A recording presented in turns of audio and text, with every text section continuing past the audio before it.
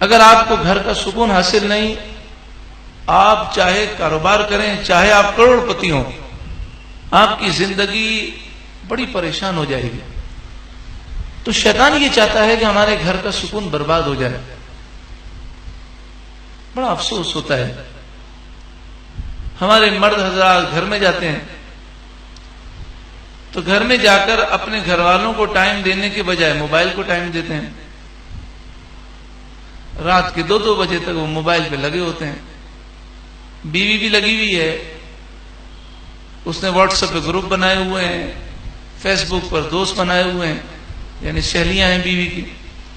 چلیں ہم یہ تصور کرتے ہیں کوئی ناجائز کام نہیں ہو رہا ہوگا، لیکن آپ سوچیں، آپ سارا دن کام کاج کر کے گئے ہیں، تو اب گھر میں داخل ہونے کے بعد آپ کو چاہیے کہ آپ گھر والوں کو ٹائم دیں، اور گھر والوں کو بھی چاہیے کہ وہ آپ کو ٹائم دیں۔ میاں بیوی دونوں موبائل میں لگے ہوئے ہیں یا ٹی وی پہ لگے ہوئے ہیں، بیچارے بچوں کو بھی ٹائم نہیں ملتا۔ پھر بچوں کو بھی جان چھڑانے کے لیے موبائل دے دیتے ہیں، وہ گیم کھیلتے رہیں۔ کیا عجیب ماحول بن گیا، ایک ہی چھت کے نیچے ہیں، بچے گیم میں لگے ہوئے ہیں،